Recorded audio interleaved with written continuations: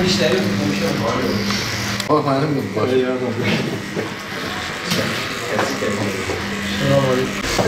Hoş geldin. Nasılsınız? Cenab-ı Allah razı olsun. Van'da yetiştirdiğim çırak rekor kırar. 100'den fazladır. Dükkan sahibiyeden bana 80 tane kalfan var. Yetiştirdiğim çırak kalfanı var. Herkes ekmek sahibiydi. Allah razı olsun. Her şey geldi benim yanıma. Saygılarını gösterdi bizler.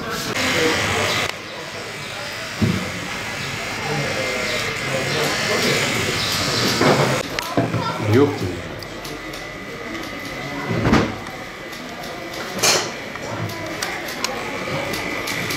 Para mı veriyorsun? Para ya.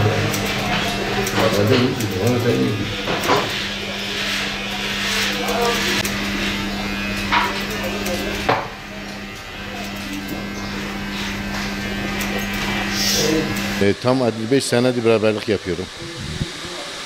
Çıraklıktan bugüne kadar. Kalfalık zamanından bugüne kadar 55 senedir. Çırak bugüne. Çok şükür 81'den bu semtteyim. Bu semtte dükkan sahibiyim. Eskiden çok usturayla tıraş ederdik. Elle makinesiyle tıraş ederdik. Şimdi cila çıktı. İdaremizi çok idare ediyoruz. Çıraklık zamanımızdan berbere giderdik. En aşağı 4 sene bizi çıraklık seviyesine yetiştirdiler. Bizi yetiştirdikleri zaman böyle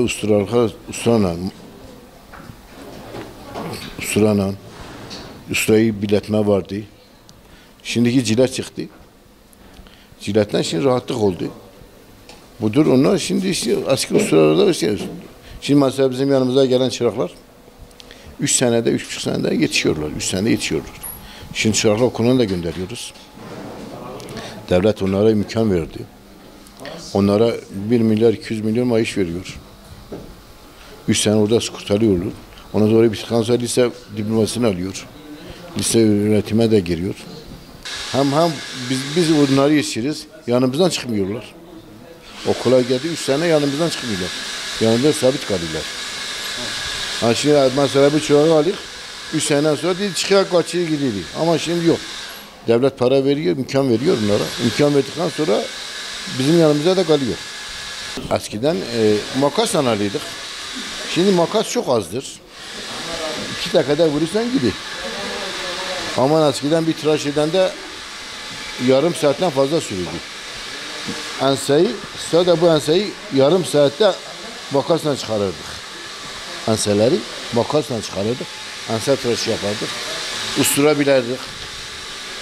Kayışımız vardı, eski kayışlarımız vardı, bilerdik.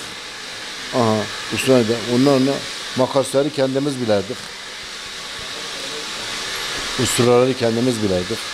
Taşlarımız vardı. Şimdi hiçbir şey yoktu, basittir.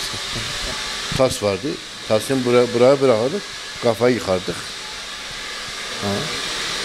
Eskiden hep onlardı. Adamın her zaman ihtiyacı hali de yoktu. Su da yoktu, imkan yoktu. Bu doğal gaz yoktu. Temizlik yoktu. Suyu sildirdik, ocakta istedik, kafayı yıkardık. Ufak tüplerini istedik, kafayı yıkardık. Mesleğimiz mükemmeldir. Mükemmelidir. Hiç kimse aç kalmaz. Sanat olursa hayatta aç kalmaz. Yani sanat olmasa gider. Yetişmiş eleman, yetişmiş kalfa usta hiçbir zaman aç kalmaz. Öğleye kadar aç kalır. Öğleden sonra yine tok yer. Yani kendi idare eder, ebedi idare eder.